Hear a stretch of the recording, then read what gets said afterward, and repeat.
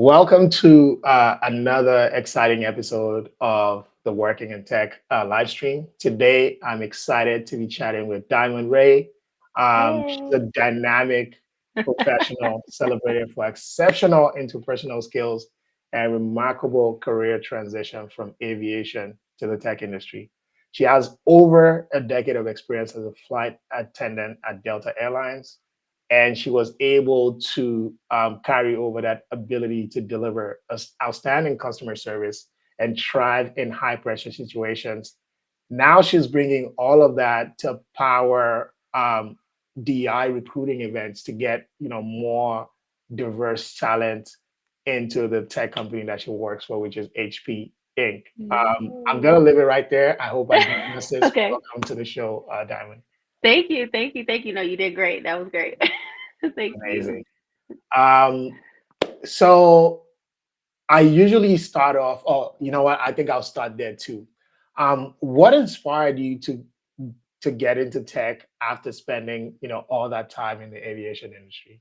Listen, being realistic, being real, being like transparent, the money, you heard about it. Like, I think so many people say that, but also I got into tech during COVID.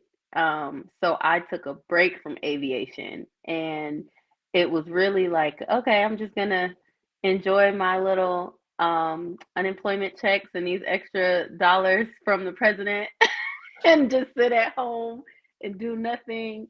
And then I was bored and I'm like, I'm not used to sitting at home working at aviation. I'm on the go all the time. And so I had an opportunity where someone was like, "Hey, I know this company, they're recruiting for coordinators." And I'm like, "I don't know what that is, but I'll put in for it. Like, it's in tech. Let me see what the check looks like. It looks good." I did the interview and she was like, "I can teach you everything you need to know, but you have the skills. Like, I know you can do it." And I was like, "Okay, let's try it out." And here I am 5 years later, still here. Wow, Yeah. that's an amazing story. Thank you. And just to kind of like drill down into that, was that ever on your mind? Did it cross your mind that you could even do it? And how what impact did your friend play in this transition? So my friend knew that I was looking for something. I wanted preferably something that worked from home. I knew I wanted to be home because I was always on the go, but I didn't want to just sit at home doing nothing. So I still wanted something to do. And so literally they heard about the opportunity because they worked there at that company. And so I was nervous. Even to this day, I think I still get bouts of imposter syndrome sometimes, like, can I do this job? Is this really for me? Am I gonna fail and make a fool out of myself? Um, but after having that interview and really talking to the hiring manager, and she was going over like the job duties and my day to day, and I just was like, this isn't that bad. Like, I might could do this. I really didn't think I was gonna enjoy it as much as I did being a recruiting coordinator. And for those who don't know, recruiting coordinators literally, I scheduled the interviews for the company. So if you ever have an interview with a company, there's someone on the back end putting those interviews together. Like, everyone that you're interviewing with, looking at all the calendars of all those people and looking at the availability that you've provided them with to say, okay, here's a good time for Diamond to meet with Jawan or whoever you have to meet with. Sometimes I was even putting together who they're meeting with just because based off of their resume, things like that. So that's what a coordinator did. Worked very closely with recruiting and hiring managers and the candidates. I touched all aspects. And so I enjoyed it because I did touch all aspects. I saw how they came into the company, and like once they came in, sometimes it's full circle and now I'm scheduling you to meet with someone new. So, yeah. So basically, you're controlling our candidate traffic. Absolutely. Absolutely. To use some Yes. aviation Yes, lingo. exactly. Um, I mean, to be honest, I feel like if you worked as a flight attendant, you can do anything. Yeah, and that's kind of what she was telling me too in my first interview. She's like, "You're used to schedules changing. You're used to having to adapt and like redirect last minute if there's a flight cancellation or a flight delay. I'm used to working across different time zones." And I think that's so important, like knowing how to use those skills and make them fit to something different. Because looking at a resume, you might see flight attendant, you're like, okay, you serve drinks and snacks all day. But no, babes, I do a whole lot more. I do a lot Yeah. more than that. So, yeah, having those transferable skills and knowing how to verse those transferable skills is what's important. Mm. So I know, like, of course, it sounds rosy when we talk about it, but it's never that. So, what were some of the challenges? I think I would say one, but also two, what were some of the learnings? Because you touch on something really important here about the need to, even um, better word, some of those skills to Hmm. again, they're the same skills, but the packaging has to be slightly different. Absolutely, absolutely. Um, okay, so the first question being, how did I get into it? Into tech? How did you How did I feel? navigate the challenges? Because of course, when we talk about it and looking back, it's easy, but it never really is it? So my biggest challenge was actually sitting down, like having a desk job, whether I'm at home or in an office, I was sitting down.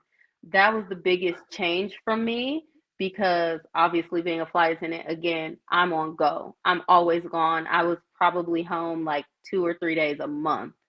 Um, and now it's like, okay, no, Diamond, you wake up and you literally go sit at your desk in your office for 8 hours. Like, and you're talking to people or you're just sitting in front of this computer screen. There is no, oh, I'm flying to Paris today and then going to enjoy the city for 30 hours. Like, um, so really for me, it was just having to prioritize. I already have excellent time management skills. That was very important. And a prioritization, that really was it. Like just knowing you have a deadline. Luckily, I didn't have micromanagers to be like, hey, what are you doing at this moment? It was just more so, this is what I need you to get done today. Let me know if you have any questions. I knew I could always reach out if I needed to. Um, but yeah, so just knowing myself is saying like, all right, Diamond, turn the TV off or turn the music off and really buckle down on these schedules or whatever it is, like now this event or meet with these vendors, do whatever I need to do. Um, and that was the biggest challenge. That truly was my biggest challenge was just the change of pace. Mm. Yeah. um, so one of the things that I see a lot in tech, and I think you've kind of like touched on it, is just how important networking is. I know you were just a Nesby. Yes. Can you speak a little bit to that? I know that was your entry path, but how have you kept that up even as you've been in the industry? Networking is like 90% of your job, and that's anywhere tech, aviation, sales, whatever you do. I feel like people always say it's not what you know, it's who you know. And that's so true because I've been to multiple conferences at this point, whether working or just attending for professional development. Every person that I meet, I'm like, hey, what's your LinkedIn? Let's stay connected on LinkedIn. Even if it's something as small as, let me give y'all a tip LinkedIn gives you the keys. They will say, hey, Diamond, it's Jawan's birthday. Send him a message.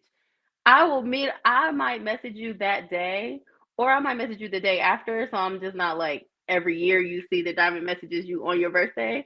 But I'll be like, hey, Juwan, happy birthday. How are things? That starts the conversation. And it literally took 2 minutes out of my time.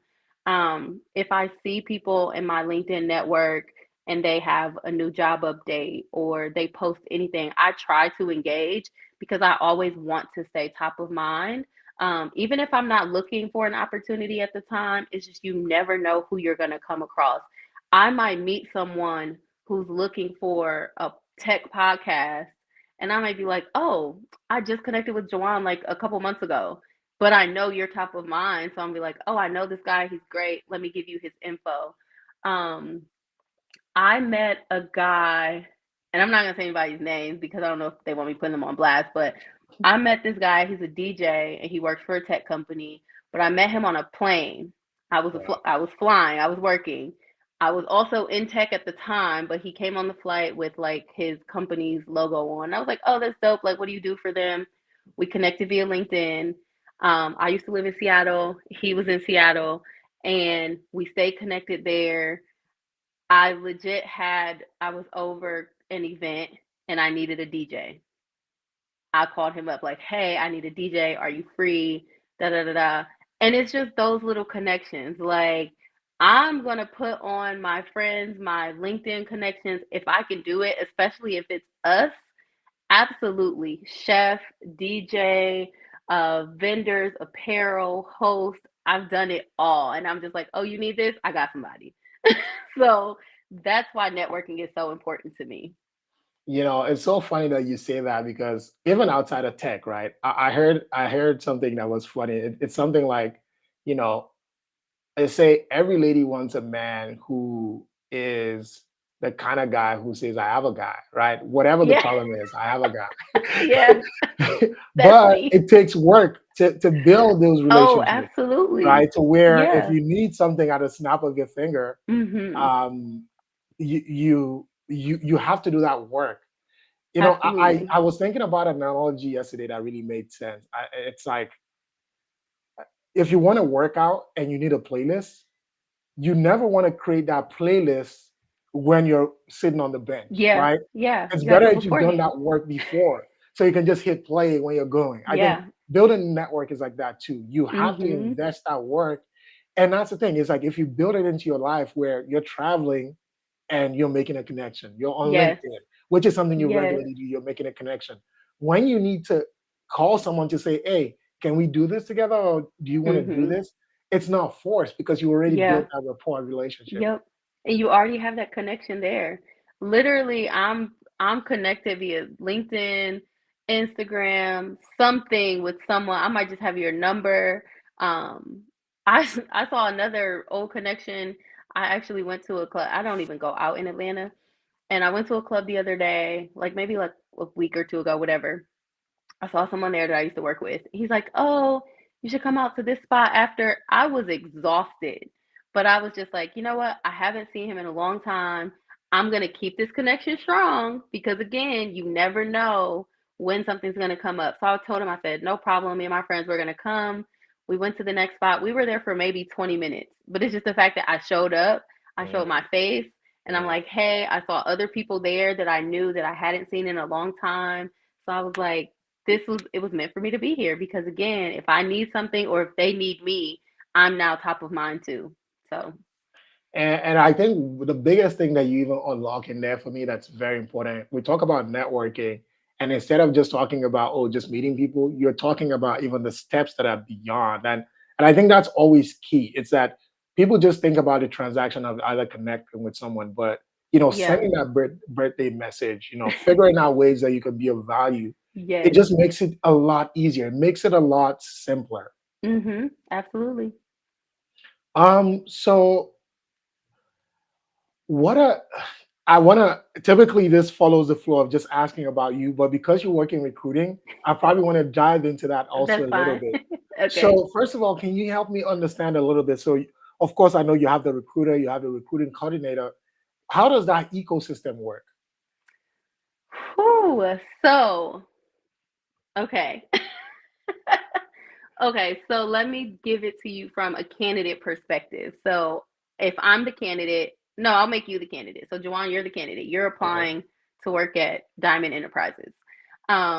You put your application in online, and Tim, I don't know who Tim is. Tim reaches out to you. Thank you so much for your application. He's a recruiter. So Tim is like, "Oh, I've looked over your application. I'd love to get you scheduled. Please send me your availability." So you send him availability of when you can meet. Tim has copied me, Diamond, the recruiting coordinator, in that message. So when you respond, I see it. And Tim is like, "Hey, we need Jawan to meet with Ryan and Bob and Marcel. And I'm like, okay, cool. I'm pulling up their calendars. I see when they're available. I see when you're available. I make it work that way. They all love you. And they go back to Tim and they're like, hey, we love Jawan. We want to make him an offer. I'm also copied in that because as a coordinator at some companies, I'm also doing your offer letter. So when you get that, that has come from me on the back end. I've met with HR to figure out compensation. I'm also meeting with the hiring manager to figure out who are you reporting to? Where is your location going to be? I'm talking to you to figure out where are we sending your computer if you're remote or even hybrid, all of that information, right?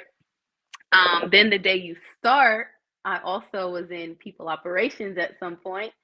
So at one company, I was recruiting and people ops. So when you started, I also did your new hire orientation. So that was welcome to the company. Here's everything you need to know about the company, how we started, our vision from before, and where we're going. Um, Also, your benefits. What does that look like? Whether it's health benefits, but also your perks. What are we paying for from company's pocket? That's what we all want to hear, right? Um, and then I'm trying to think. Oh, and then going into kind of talent, how I got into that part. Um, One of the companies I was with before they did furloughs, they were like, hey, we want to offer a rotation to about 90% of the recruiting organization. So instead of laying people off, we're going to fill you guys in to where we have spaces elsewhere in the company before hiring new people, which I so appreciated. And so I got into our talent brand and events organization, which was how the company showed up to different events, how we're publicizing the company. So literally branding. Um, that's how I got to Afrotech. And it was amazing. And I was like, yes, this is what I want to do. Like, I get to plan all the fun things. Like, I'm planning the parties, I'm planning even like our tech talks, and I'm meeting with vendors for what food are we going to have. You get to let me pick the food. I'm going to have a great time. What are we wearing? It's like I'm literally shopping all day. So that's how I got into that. And I was like, this is what I want to do. This is truly what I want to do. And so now I get to do that for diversity events. So how HP shows up to diversity recruiting events. The three major conferences that I own that right now are NESB, which we just wrapped. Again, it was amazing. And then we have SWE, which is the Society of Women Engineers, and SHIP, the Society of Hispanic Professional Engineers, both coming up in October. So Nice. yeah. That's amazing. That's that's really great to hear. Um, so for anyone who wants to get into recruiting or Hmm. just that entire ecosystem, what are Hmm. some, imagine that they don't have a lot the background that you have. Are there Absolutely. are there courses, certifications, things like that that you Yeah, know of that can be helpful? there are. And I'm gonna be honest, there's a ton of them. There are free ones, there are paid ones. There's a lot on LinkedIn. I've taken some of them myself. There's a few on, like, I think Coursera offers some certifications that are like from Google or from different universities. But honestly, I would say look into one, tap into your network and see who you know that's hiring, but also look at these companies and truly look at the resume. We talk about fluff, not the resume, the job descriptions. Job descriptions are a lot of fluff too, because what you're really doing, think about back to those transferable skills. I was a flight attendant. Like, again, I'm serving cookies and cokes, okay? But I'm cross divisional time, not time travel, time zones. That'd be cool. I know, right? I can work across multiple time zones. I'm also working across multiple organizations because I have to talk to pilots and passengers and the ramp if we've lost their bags. I have to talk to scheduling if there's a reroute. I have to talk to hotels. That's how you get into vendor management, right? Um, I'm also, what was I doing as flight attendant? I also did other things within the airlines that was outside of being a flight attendant. But truly looking at those transferable skills that you have, I think are most important, because I can take what I do as an events program manager in DEI and I can take that to recruiting, because now I can focus on diversity recruiting and how recruiting shows up to org fairs at colleges for diversity hiring, or I can take that to marketing and show how we work with diversity vendors and small businesses. So again, those transferable skills and how you can put that together is the most important. The courses are good and they look great on your resume and all of that, but truly, what can you do? Right? So yeah, that's my tea. That's my cup of tea. And if someone was to start, brand new, what would be the perfect way to do it? Because again, I know that even for most roles, even Yeah, when they're entry level, they're gonna ask for people something. always value, if you're in recruiting, so they Yes, always value absolutely, coming with some form of experience. absolutely. But if you're brand new, how do you get that? Yeah, so fresh out of college, um, most brand new people are going to be fresh out of college. But even if you're just transitioning into tech and you're a professional, you've been in your career for however many years, I think it depends. One, what do you want? Because you can be extremely passionate about sales. I'm going to tell you to go be a sales development representative. Start there. That's the bottom of sales. Truly, you're out in the field and you're trying to sell whatever product that your company has.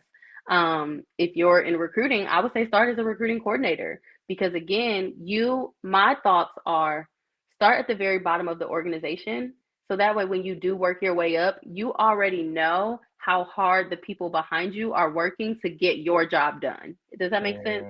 So Mm, it's like when I was a coordinator and then went into recruiting, I knew how hard my coordinators were working because I did that already. So then when mm, I went into talent brand and I have to work with the recruiters to see how many people are we bringing to these events, I know how hard they're working and I can appreciate them so much more because I did that too.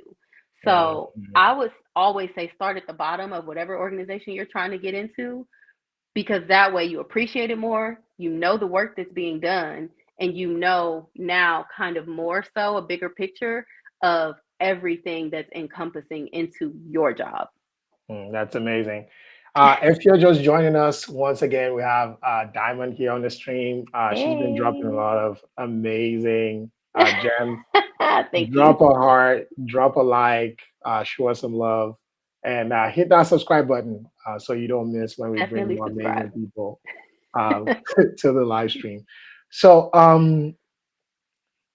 if we had to boil it down, something I wanted to touch on real quickly when you talk about fluff, one of my favorite questions to actually ask a recruiter is, what are the top three things that a hiring manager really cares about? Because I know that oftentimes they're just recycling job descriptions, maybe from when they first opened the role Mhm. 2, 3 years ago, Mhm. or this is just something they moved over from a different department. But Mhm. typically when somebody wants to hire for a new candidate, I feel like there are always 2 to 3 things that are most important to succeed in that role. For And often, sure. So I will say, depending on what the role is, and I'll just go, since we just came back from NSBE, I'll just use NSBE as an example. We were looking at a lot of college students, university students for interns or professional roles, but early career. Um, we had a lot of hiring managers there. They looked at GPA and they looked at major. And we had a few who were like, this student has a 4.0 GPA and their major is blah, blah, blah, blah, blah, engineering. It was like a very technical engineering. They're like, yes, let's bring them in, hire them now. Like, because we know that your major alone, and this is for students obviously, but your major alone, if it is that technical and like very detailed engineering, and I'm and you're not an doing really engineer, well at so it, it's probably an exactly, and you're indicator. doing very well at it. That's the key. Yeah, you got a 4.0 in this advanced engineering program. Absolutely, we want you because that shows you're a hard worker. It shows your dedication, and it shows that you can get the job done. Another thing that we look for is experience. The big thing we look at is how long have you been there? So a lot of times when people send me their resume, and even if they do a lot of contract work, I'm immediately turned off as a recruiter if I see contract 2 months, contract 1 month, contract 4 months. That shows me that you're not really dedicated or you're not committed to these companies, and you're just going to leave at the first sight of a new better offer. So I'm just like, if you really want something and you think you're really going to stay there, or if it's something that you want long term, keep the contracts on there, but just condense it and just say, if you were a software engineer, put software engineer. Don't split it up by the companies, and just make those 4 different jobs that totaled a year, make it 1 year. That just makes it look better. Does that make sense? Yeah. Yeah. So, But question then would be like, does that then present a problem when you have to, if you get hired and you have to do the background check, because then they're using the same resume? well, no, because I'm not saying a lie. I'm not saying lie. let's be clear. So what I mean is, okay, so let's say if I work at Blue ABC Airlines, Enterprises. right? ABC Enterprise, right? And I'm Yeah. there for 1 month, and then I work at Plantain Chips Company, and I'm there for 2 months, and then I work at Kleenex Tissue for 4 months. But I was a software engineer at all 3 of them. I would just say put software engineer, don't put a company, and just put the total time, because you're not lying, right? And that's if you want something longer term. That's my advice. Some Got recruiters are it. going to disagree with me completely, and some are going to be like, that's not a bad idea. Yeah. Yeah, Because I do know that people get penalized for having short stints. I actually didn't know it was exactly. that short. I used to be worried about 1 year, 2 years, Yeah, but I didn't no. ever know people would put 2 months. Oh, yeah. We've, especially in the times past COVID, contract companies are really ramped up and they're hiring a lot. And I love that because we're providing jobs to people. But yes, there are a lot of companies and your contract is 2 months or a quarter, it's 3 months or 6 months. And it just doesn't look good. Okay. So, as someone who's worked in Everything. customer facing roles and behind the scenes role, Hmm. how do you balance, the demands of creating a meaningful experience while also, you know, maintaining your energy? Oh, that's a good question. I used to think I was an extrovert. I am so not. Like, I am totally drained. I think I'm even more drained now being behind the scenes than I am when I was just totally customer facing. Um, but maintaining my energy for me is so important. Work-life balance, obviously. If I don't have anything that is truly a deadline, I'm like, my hours are whatever my hours are. Outside of those hours, I will answer it tomorrow or my next working day, because this is now my time. That is a boundary. Um, and I really enforced that. I had a manager who told me on my first day at a company, she waited, like, we went through the whole day. And then afterwards, she's like, oh, like, how do you feel? And I was like, well, I just want to, I'm still waiting to get information. It was like something adding the email to my personal phone. And she was like, why would you do that? And I was like, well, should I not? Like, what if I miss an email? And she was like, girl, if something comes in to this company and you're off the clock, you're off the clock. She's like, this company will not burn down if you don't answer. And for her being, she was like my L2. And I'm like, and L2 means 2 levels under the CEO, for those who don't know. So I was like, really? And she was like, yes, you'll be fine. Don't answer it. She's like, you do not need personal emails or work emails on your personal device, nothing company related. Now I do, only because I work with a lot of vendors and things do come in after hours, especially if I'm on a deadline. But when she said that, I just was like, somebody who gets me. I get my work life balance, my boundaries. these are really being enforced, and I love that for me. So I will say keeping my energy. I also have to remind myself, even customer facing, I get the same questions 350 times, especially on a plane. What snacks do you have? I can't get irritated at you because you're in the last row and you don't know what snacks I have just because I said it 300 times already, because you still don't know. This is your first time asking. So I have to remind myself that, whether it's on the plane, whether it's talking to a candidate, whether it's at the grocery store, anything, reminding myself that, giving myself and other people grace, I think is important. And just knowing, like, at the end of the day, I'm going to relax. I'm going to release. I'm going to take a break. I'm going to take a bath, massage, however I need to relax and get my mind off of things. I do. So, And just following off on the thing about so many short roles, what are some of the things that mistakes that candidates are making that they probably don't even know that they're making? mm, a big thing is know what you're doing. Like, if it's on your resume, know how to go into detail about it. I don't want you to read verbatim from your resume. I can read. Most recruiters can read. Okay. Like, we see your resume, we have it in front of us. Um, so be able to explain to me something that's not on your resume that stands out. This resume should really just be like a highlight reel of what you've done. Whereas if I get you in front of me, now is your time to shine and tell me how you actually got 25% of sales increase during your time there, or whatever it says, but go into detail and talk about it. A lot of people can't do that and they don't do that. Um, and I think because of that, it kind of just, you're like, okay, great. Well, I saw this on your resume already, and you're kind of setting yourself up for failure. So I think that's one of the biggest things. Yeah, that's really great. And given someone who's made a successful transition, what are some of the ways to show those skills, especially in a resume?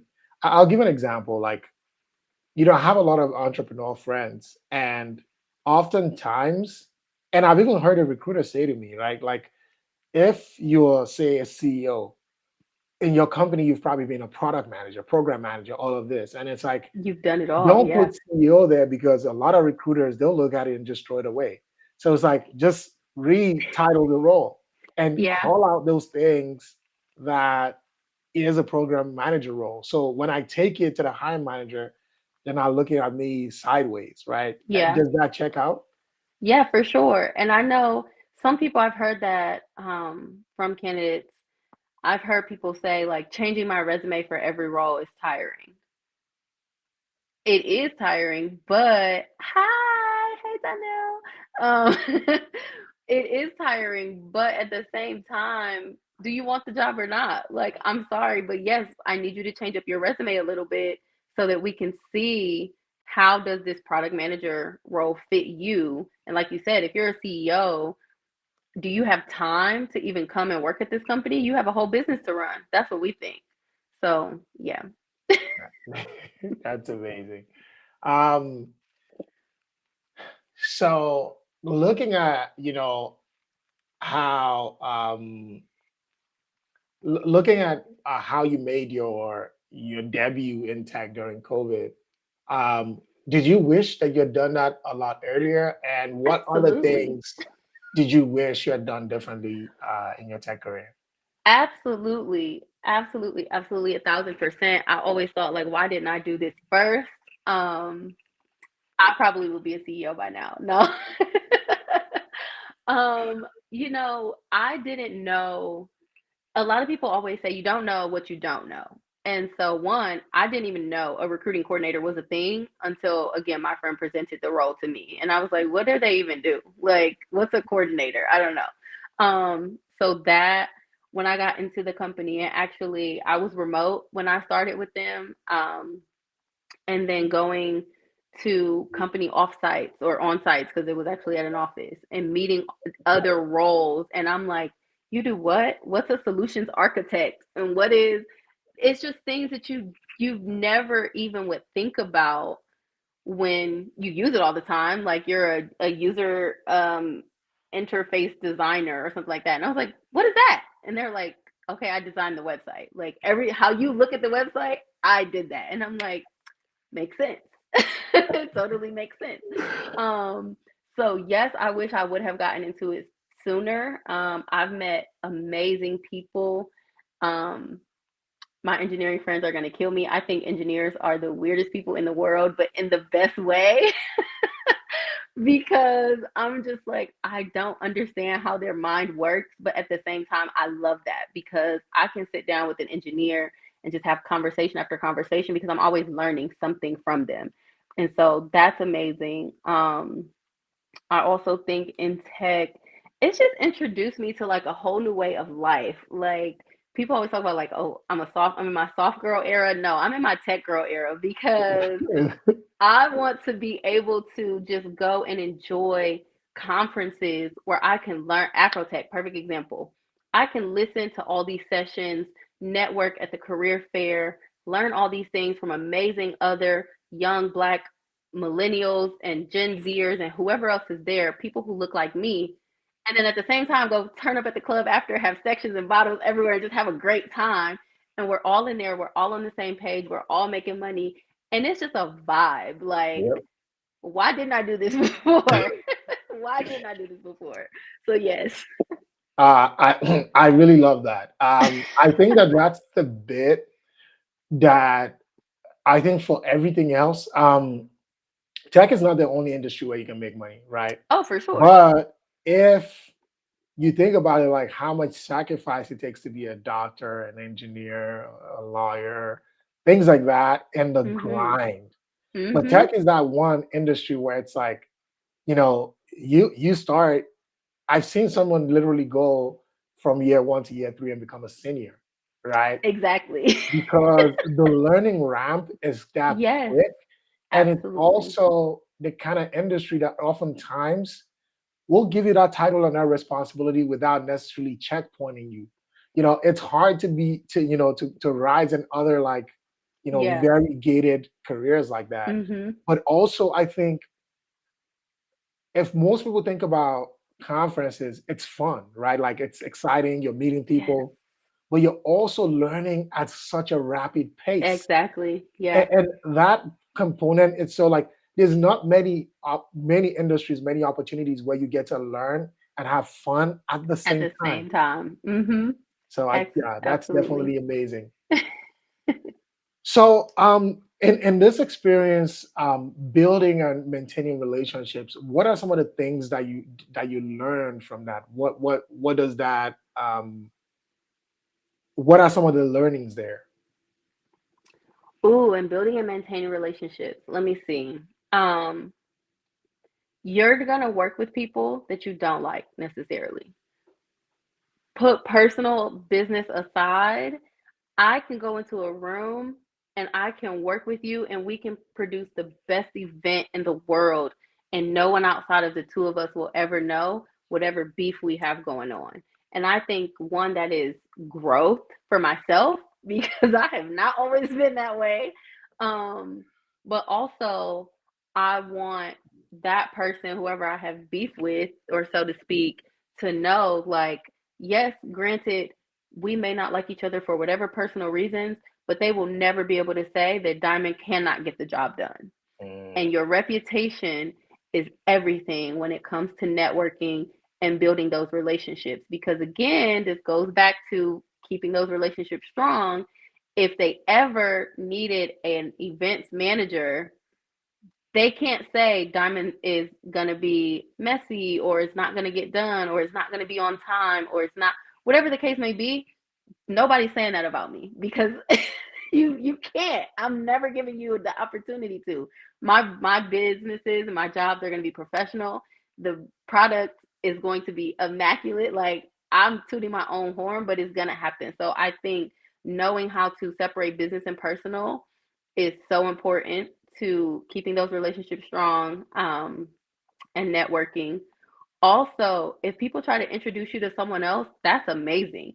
Even if in the moment you're like, what am I meeting you for? Again, keep that network, grow that network, build that network, because you might introduce me to Bolu and I'm like, I don't know what I need to meet this person for. And then I'm like, oh, I need somebody. And I'm like, oh, I know Jawan knows Bolu. Let me reach out to him because he's already introduced us. That's You true. know what I mean? So that is so important. What's one more thing I could say? I don't know. Always keep a positive attitude because you Mm, never know whenever you meet somebody. Oh, you just never know. First impressions are truly lasting ones because there's some people who I've met and I'm like, ooh, they had a stank attitude. And that's not even how they are, but it was just I met you at a bad time. Maybe you're having a bad day. I don't know. But yeah, keep a positive attitude as much as you can. And not saying that be fake because everyone's gonna have their days, but just try not to take that out on other people. mm. That's a very key one, because Hmm. I think it goes back to that thing they say, like, you don't get a second chance to make a first impression. And Exactly. when you were talking about, your professionalism and your brand, I almost remember the scene from that Denzel movie where he talks about this is blue magic. Oh, yes, yes. That's so interesting. So again, once again, if you're just joining us, really having fun here and having a fun conversation with Diamond. Um, get your questions ready. We're going to be going into the questions, but I have Ooh, about two more of mine. okay. Um, Across all the different roles that you've worked in, Hmm. and I'm sorry to put you on the spot. Maybe okay, two part. One, Okay. how has all those different roles prepared you for this moment? And then Hmm. secondly, what's your favorite? Which one is your favorite Okay. How have they all prepared me for this moment? So I will say I can honestly say being cabin crew, being a flight attendant prepared me for all of them. That one thing prepared me for all of them. Because I've worked with so many different people from different backgrounds all across the world, different religions, different beliefs. And that truly is something that I have to take into every day. I have to think about if I'm going to an Orthodox Jewish event, how to present myself as a Black woman. If I'm going to a Muslim event, how to present myself as a Black woman. I'm always going to show up as a Black woman, but I'm always going to be respectful of where I am and who I'm around. Um, and so I think coming from Cleveland, Ohio, is very like I grew up in a Black community. Like I didn't grow up around other major cultures and religions and seeing it as big as I did traveling the world and actually being immersed in those cultures. So Delta definitely oops, I said their company. Whatever. I work for Delta Airlines. They definitely prepared me for just everything that I've done today, everything up to this point. Now, which one is my favorite? Do I have to pick one? Oh my gosh. I would definitely say the role that I'm in now. This was truly like came down a gift from God because I was not expecting this role. Um, Again, keeping your networks up to date because the recruiter for this role reached out to me on LinkedIn and was like, your profile looks great and I think you would be perfect for this role. And I was like, thank you, God. Like, one? like thank you so much because I wasn't actively looking for something new, but I knew I wanted something different from where I was. And so this role came and DEI event program manager, I was like, okay, again, I get to shop all day. I'm spending money, and that's what I do best. And then also being in DEI, making room for people who look like me in this space is just something that I'm so truly passionate about. And so that's why this is definitely my favorite role. Okay. So to wrap it up, let's talk about the dollar signs. What typically, if someone is starting out in this recruiting space or Ooh. events program management space, how much can they expect to make? And, as they, work their way up, what does that look like? So I will say it always depends on the size of the company. Don't go looking at Amazon and then go look at a little startup in Tuscaloosa, Alabama, and think you're going to get the same price because you're not. um, but if you are in a major city at a major company, I can speak to that. You should definitely be in the six-figure range starting. I will say that. Wow, to start out. That's starting, yes. Wow. You should be, yeah. And how Yeah. high can that go then if it's starting at six figures? I mean, What's the craziest one you've seen? ooh. Okay, so let me say starting six figures, I'm gonna say like low six figures. So let's say 100. Let's say you're starting at 100. The craziest one I've seen, and this is probably for like a senior events program manager, was probably like 350 or close to Ooh, four. wow. That hello? Like you're paying me almost More, you got more to than a carry some quarter numbers million over there, dollars right? to do, Right. like, I could do this for free. To spend money. I do this every day. You want me to plan parties, essentially. Like, granted, there's a lot more that goes into my role than just planning parties, spending monies, but I truly have fun with what I do. The teams that I get to work with, they're amazing. Like, Donnell, who is just on here, I get to work with him, and he's just truly amazing. So it's like, especially if you get to do what you love to do and you get to work with people that you enjoy working with, I could really do this for free. Now, I'm not. Don't get any But ideas. hypothetically, But exactly. Exactly. So yeah. Yeah. shout out Donnell. Thanks for dropping by and supporting Diamond. See, it's great when you have colleagues that support you. Yes. Okay, so we have our first audience question from Ryan, Ooh. and it's what does a typical day look like in your job? Ooh. Okay. Um, I don't have a typical day. And I know people hate that answer, but I truly don't. So I will give you, if I have an event coming up, because I am an events program manager, obviously, the closer I get to the events, the more busy I am. The further out from the events I am, then the less I have to do almost.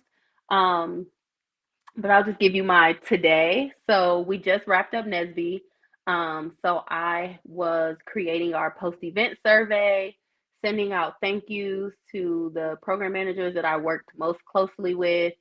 And then I'm also getting ready for two upcoming conferences that are literally a week apart from each other. So I'm reaching out to vendors to say, hey, um, what swag or apparel do you have that our employees can wear? So I'm picking what we show up wearing. So I'm asking for samples on that. I'm reaching out to hotels to see where are we staying, figuring that out, trying to get um, like see what contract negotiations I can make, or going through other external vendor companies to see what they can make on our behalf, reaching out to restaurants in the area because I have to plan a welcome dinner for all of our attendees.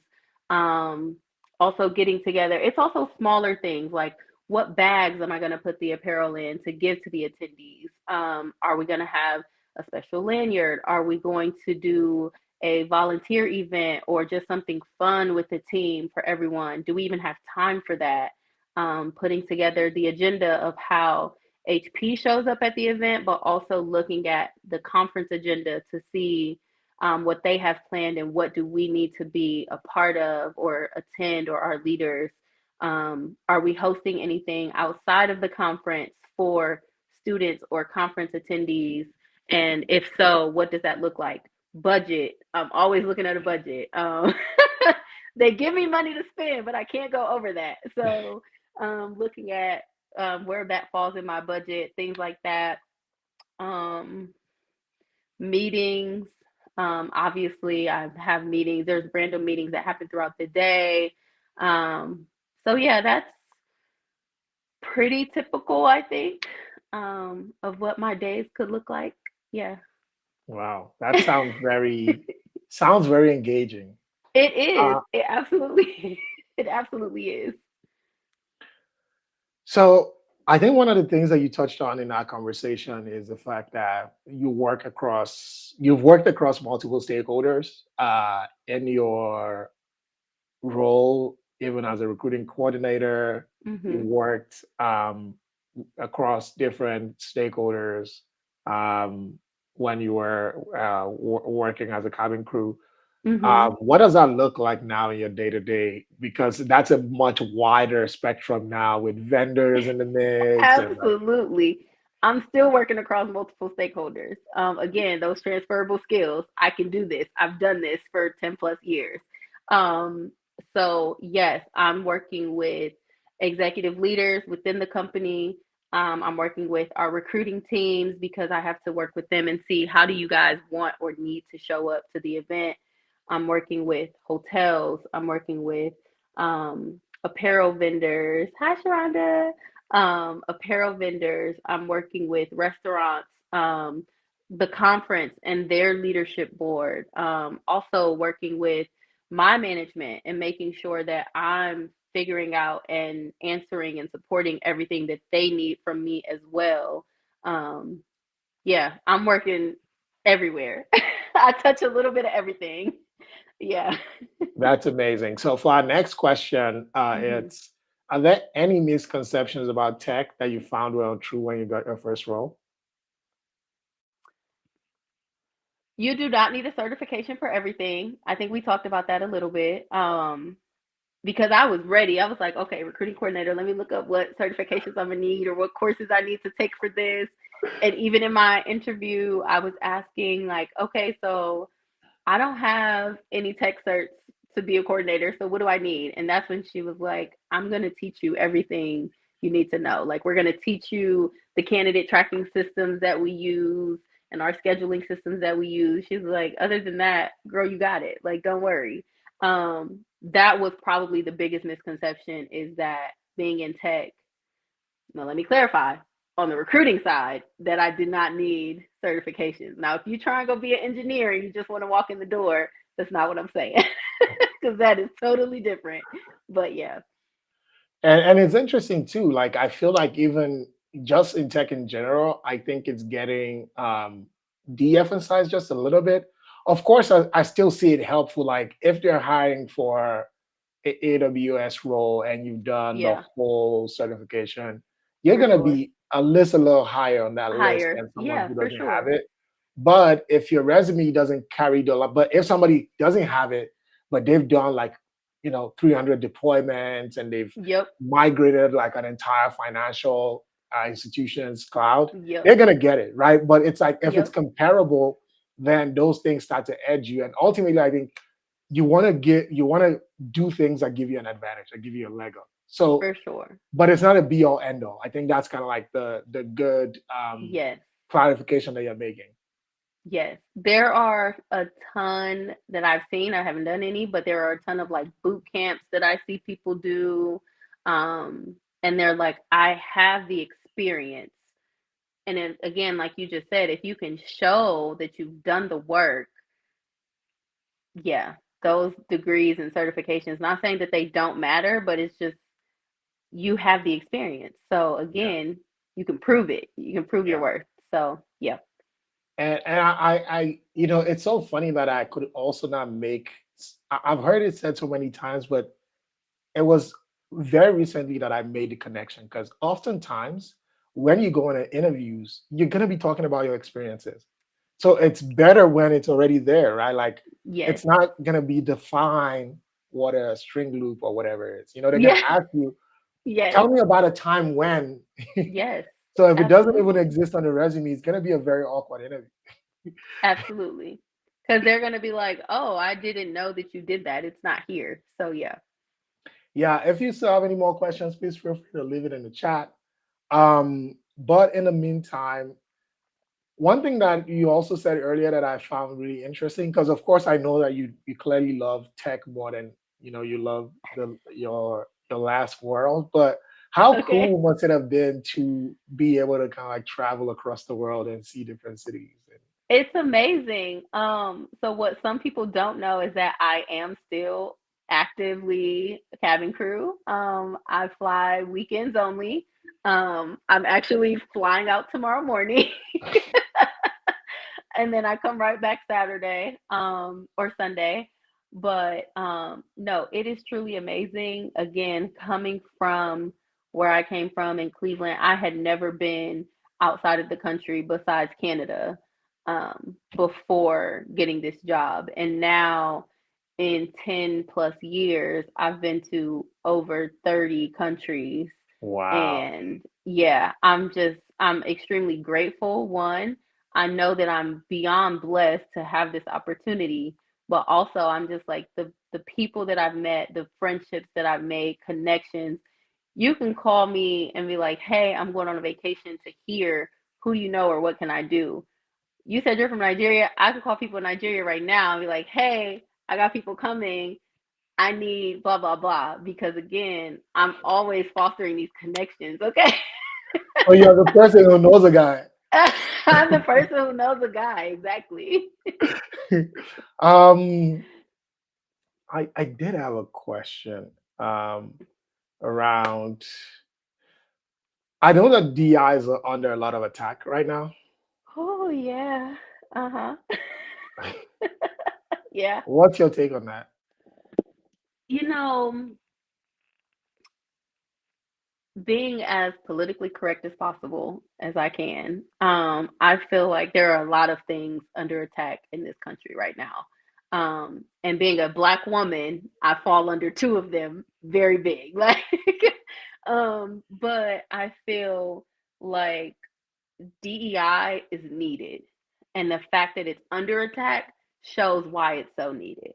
Mm, Um, if we didn't push for diversity efforts when we started them years ago, this country would still look the way it did when it was founded, which is I would not be in the space that I'm in. You would not be in the space that you're in.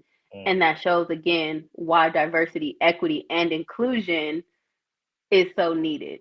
mm, Um, and so I feel like it kind of sucks, for lack of a better word, that there are states and legislative governments that are trying to erase DEI in the fields that we're in and in schools, which is crazy. There are some schools that are literally taking and erasing history from their school books and textbooks, mm, and one is crazy, but it's also not fair. mm, It's not fair to the students that are now not learning the history, but also not fair to those that it happened to, because now you're no longer telling their stories.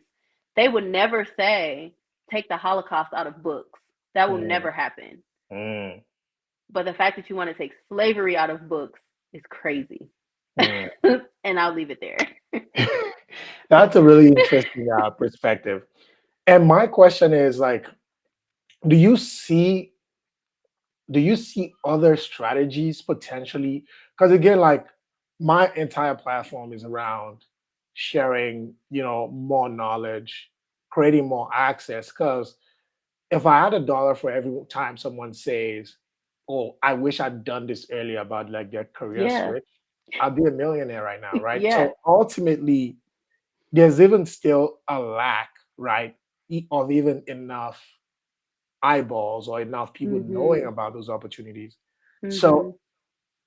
and I don't even want to say it, but let's say we don't have DEI anymore. What would be the Mhm. way to still do that work to get, more underserved communities, one, into the understanding that these opportunities exist and to get them into those roles?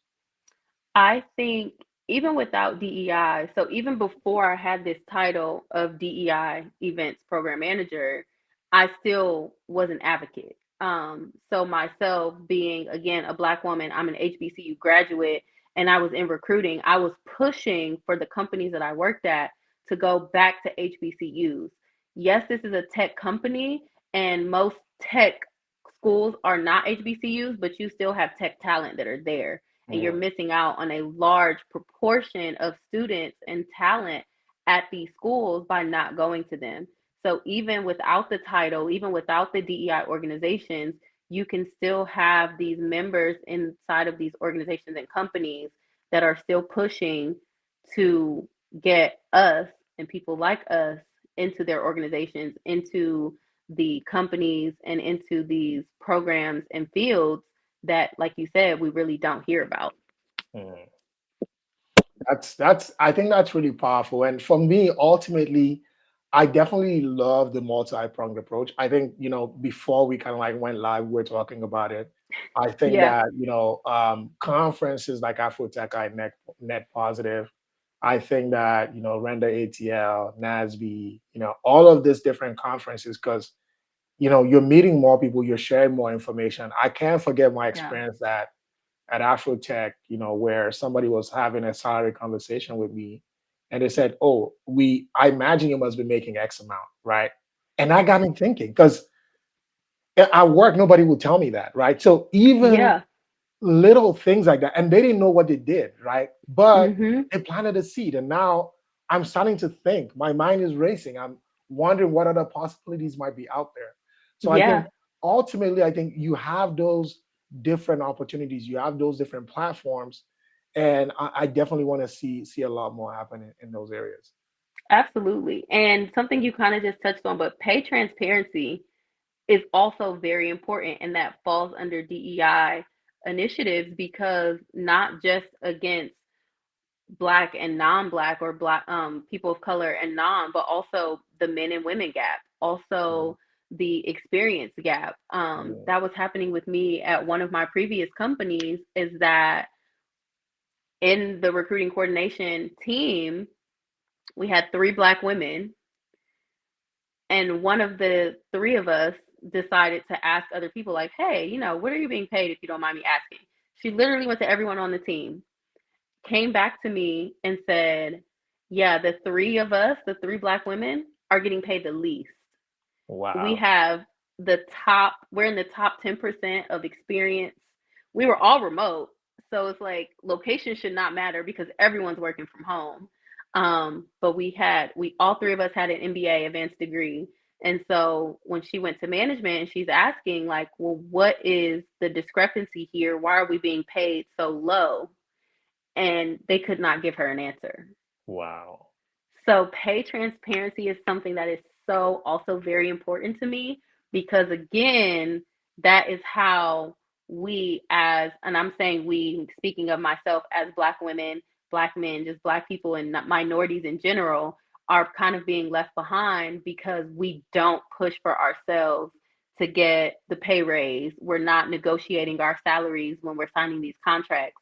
And those are things that are very important, because we're just thinking, oh, it's a great offer. They offer me 100K, and it's like, it sounds good, but Sarah's getting 110 or 120 because she asked for it, or they offered it to her initially, and she was like, well, let's just add on an extra five, and they said Mm. sure. So yeah. That's amazing. Well, thank you so much, Diamond, for coming Thank on. you, This has Joanne. It was been great. such an amazing, amazing conversation. Um, I want to thank everyone for dropping by. Thank you, Donnell, for dropping by and showing some love in the comments. Thank you, Sharonda. It's really great. And if you haven't subscribed just yet, please subscribe to the show, um, leave a like, share it with other people. I think there's so much information and knowledge that was shared here tonight, Thank um, you. that that I think is really helpful. Usually, our tradition is to kind of like leave one last comment for the guests. So, any shout outs, any last words of advice, Diamond? Let me see. I'll just leave out with my favorite quote, which is, everything you've ever wanted is on the other side of fear. It's a quote from Georgia Dare. And I literally live by that. I have it tattooed on me because it is a reminder that even if you're scared, like, do it anyway, because whatever you want is on the other side of that fear. You're not going to get what you want by being scared and just staying where you are. So, And it's yeah, great that Sharonda writes, "We have to know our worth." That exactly. is show. All right, that's the Exactly. show for tonight. We'll see you guys again next week. Thank you.